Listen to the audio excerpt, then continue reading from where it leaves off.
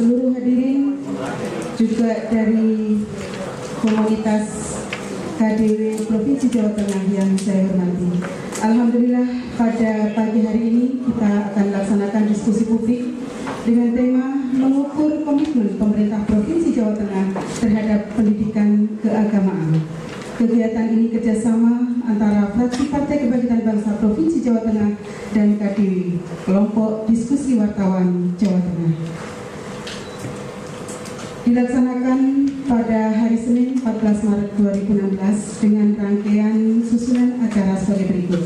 Yang pertama, pembukaan. 2. Menyanyikan lagu kebangsaan Indonesia Raya. Ketiga, himne cipta. Keempat, berkata penyelenggara. Kelima, keynote speak, dan dilanjutkan dengan diskusi. Baiklah, Bapak dan Ibu sekalian, marilah kita awali acara pembukaan pada kali ini dengan bersama-sama membaca Ummul Quran. Ala hadiniyah wa ala kulli niyatin sholihah. Al-Fatihah.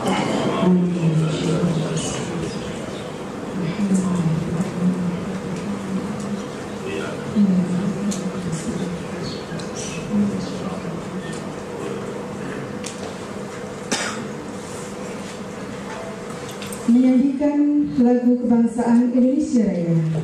Kepada yang bertugas kami persilakan. Hadirin dimohon berdiri.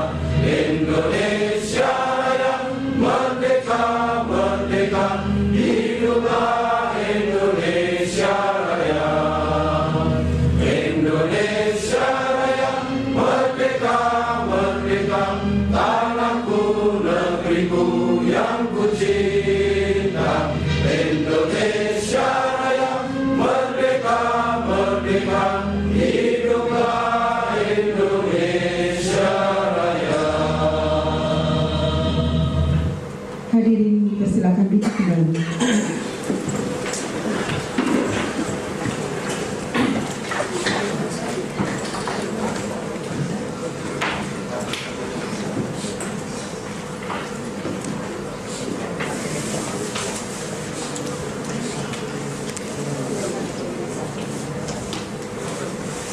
Selanjutnya, mengheningkan cipta dipimpin oleh Wakil Ketua DPRD Provinsi Jawa Tengah. Hadirin silakan berdiri kembali.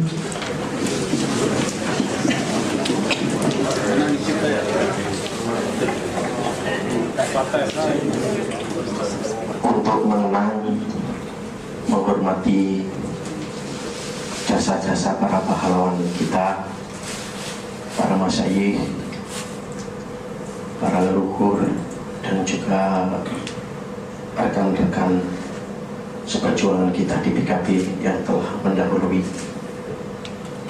untuk menghormati dan mendoakan mereka, berdoa, mengeningkan cipta mulai.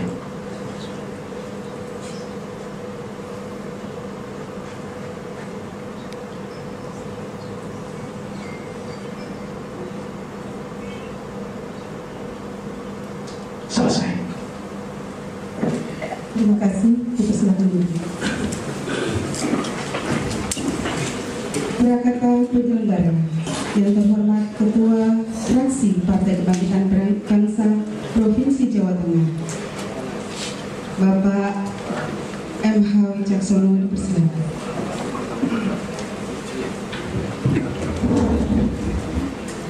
Assalamualaikum warahmatullahi wabarakatuh. Bismillah, alhamdulillah, wassalatu wassalamu ala rasulillah wa ala alihi wa sahbihi wa ma'ala. La hawla wa la quwwata illa billah. Amma ba'd. Yang saya hormati beliau Ketua DPW PKB Jawa Tengah, Ki Haji Muhammad Yusuf Hudori. Yang saya hormati Bapak Wakil Ketua DPR Provinsi Jawa Tengah, Bapak Sukirman, Bu Rita selaku Ketua KDW, beserta teman-teman wartawan yang bergabung dalam KDW Jawa Tengah, sekaligus juga kami ucapkan terima kasih sekali atas kerjasamanya. Ibu Kepala Biro Hukum Provinsi Jawa Tengah yang kami hormati, teman-teman dari anggota FKB Jawa Tengah, hadir di sini Pak Hamim, Ketua Komisi B, Pak Fuad, Wakil Ketua Komisi A, kemudian Pak Hasan, Sekretaris Komisi E. Ada juga Ibu Ida, Sekretaris Fraksi. Hadir pula Bapak Budiono dan Bapak Romli Mubarok selaku anggota Komisi B yang alhamdulillah ini baru dua-duanya. Selamat.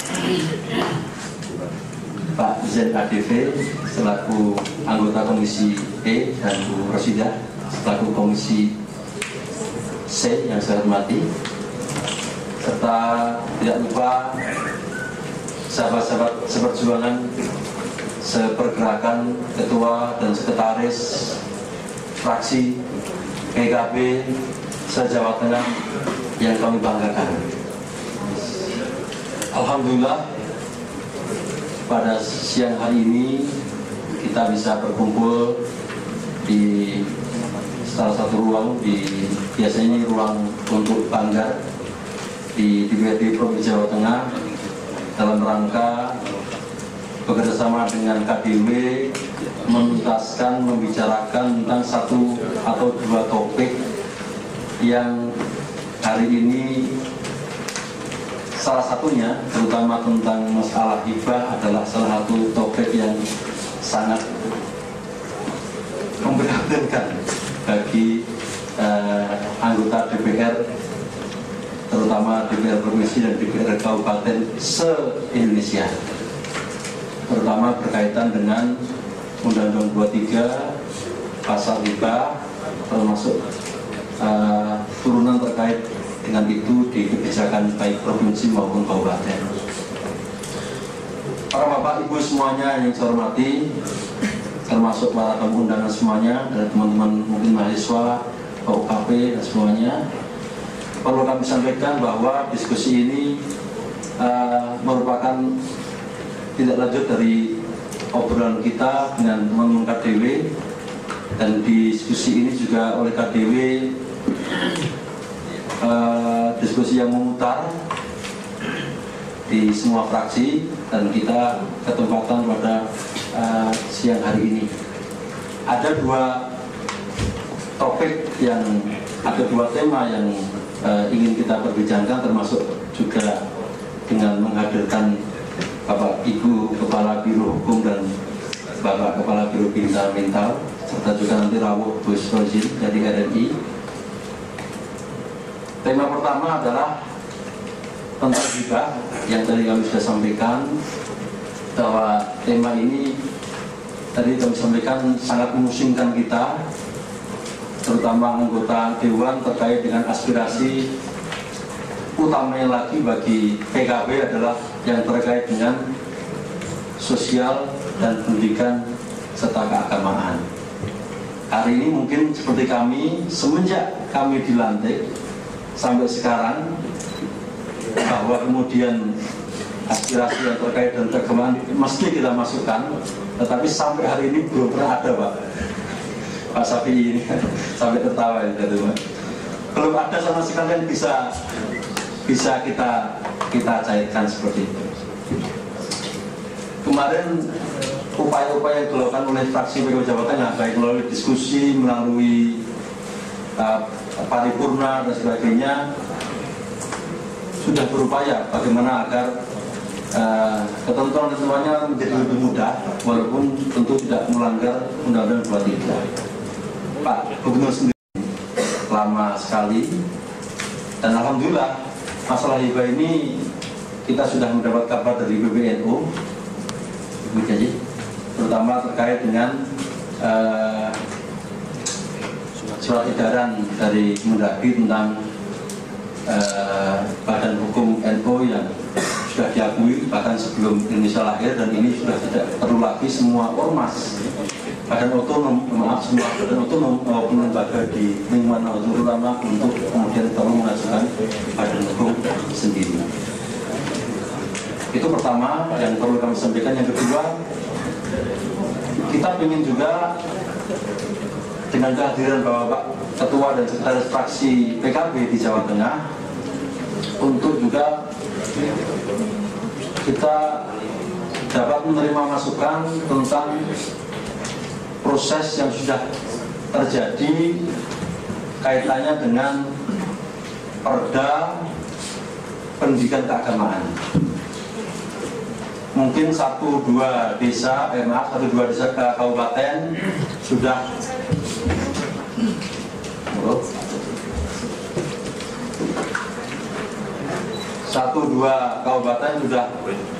lama sekali. Juga beberapa tokoh dari NU Muhammadiyah.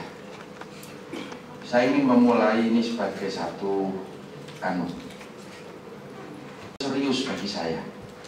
Bayangan saya itu hanya organisasi ya muncul sekilas dan hilang. Tapi ternyata Assalamualaikum warahmatullahi wabarakatuh. Waalaikumsalam warahmatullahi wabarakatuh. Bismillah. Halaman selanjutnya.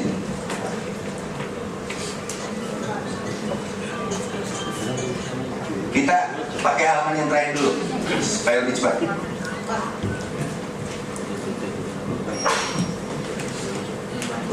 Nah yang kedua ya, setelah data, tolong Pak Sulman dan kawan-kawan di daerah-daerah juga kita melototi regulasi-regulasi itu.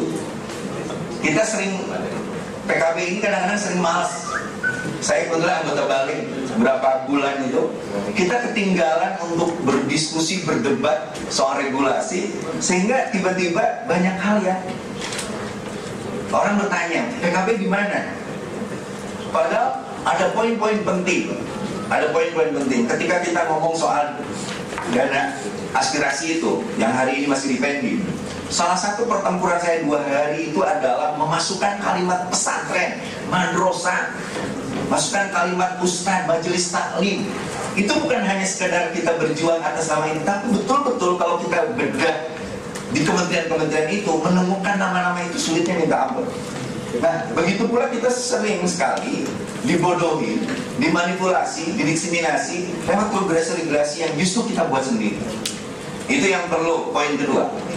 Poin ketiga yang ingin saya katakan,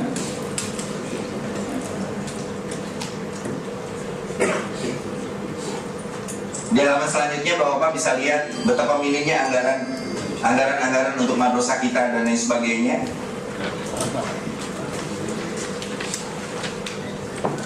Nah, saya ingin halaman terakhir ini, lalu apa solusinya? Karena kita sudah diberi amanat, mandat untuk menggerakkan politik ini lewat partai kita yang kita cintai, itu PKB.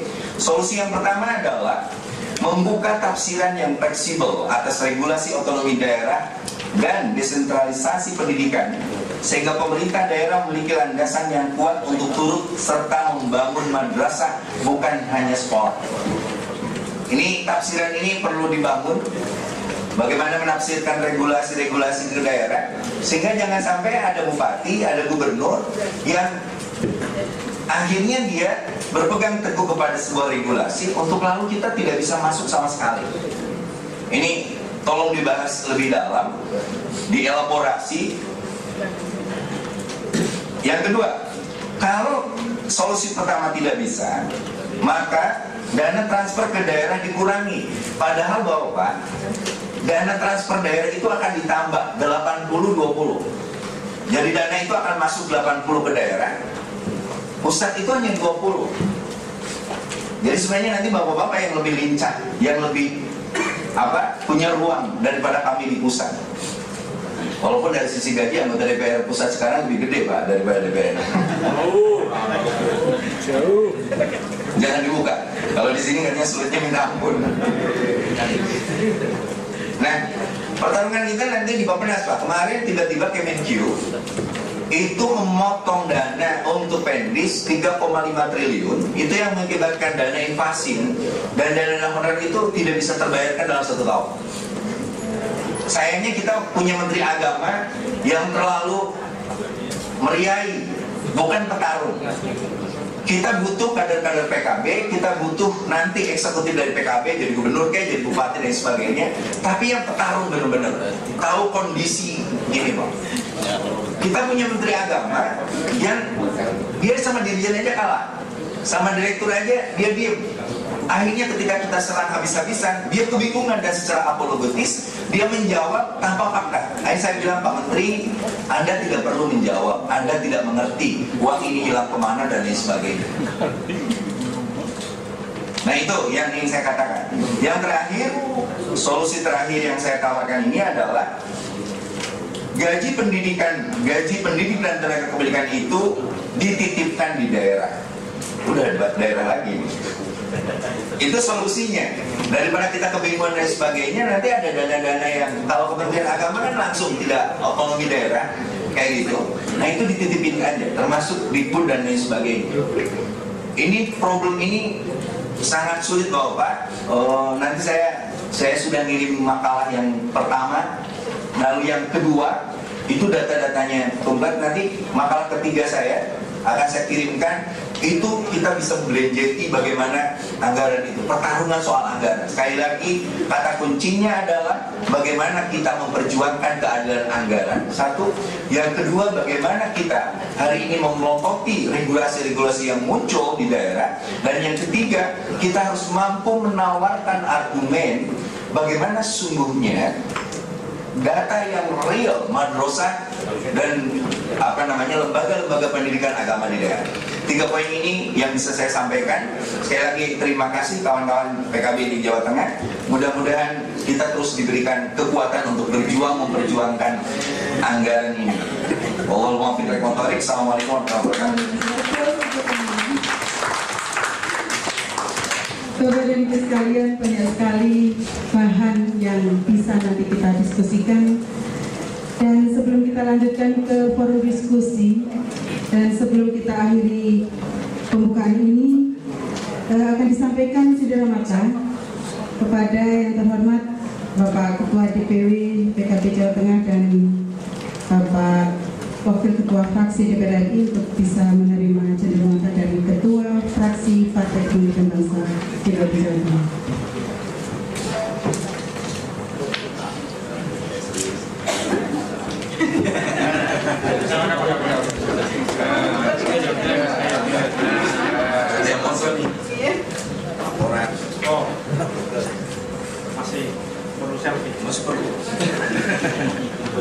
Politik. Ya, yang pertama kepada Wakil Ketua Ketua Fraksi DPR sementara bergeser dulu. Ya, kita plus Bapak Ibu.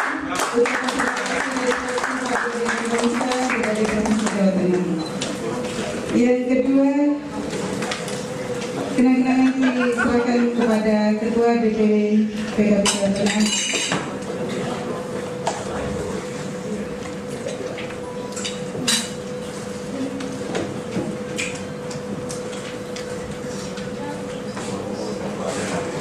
Terima kasih, Gus.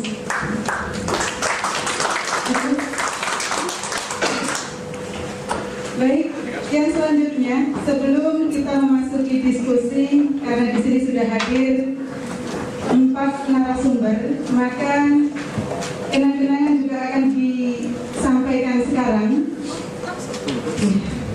Habis kenang-kenangan langsung bisa pulang ya. Belum bersama ini. Yang terhormat Pak Wakil Ketua DPRD menyampaikan yang pertama kepada Gus Rozin. Oh ya, pulang dulu. Ketua RMI Robito Islamiyah PBNU.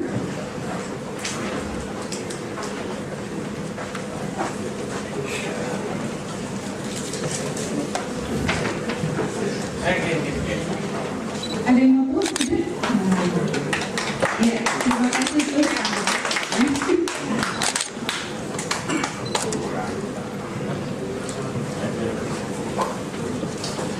Yang kedua disampaikan kepada Kemenak Provinsi Jawa Tengah.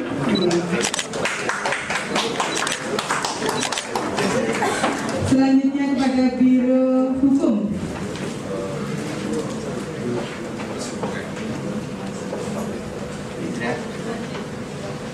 Di depan Ibu, biar kelihatan. Terima kasih Ibu, nanti Pak Agus sudah dalam yang terakhir kepada Biro Bina Mental. Oh, menyusul. Baik, karena Biro Bina Mental belum. Oh, sudah.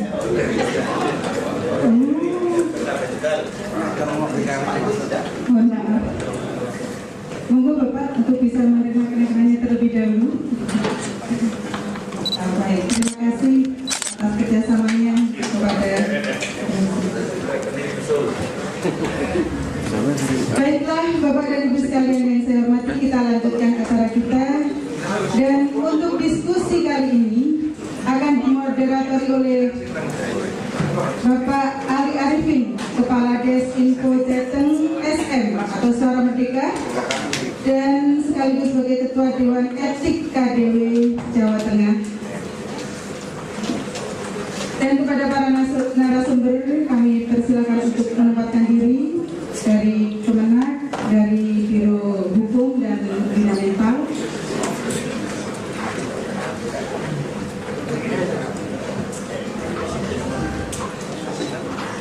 Ibu bisa bergeser ke tengah. Mas Ali yang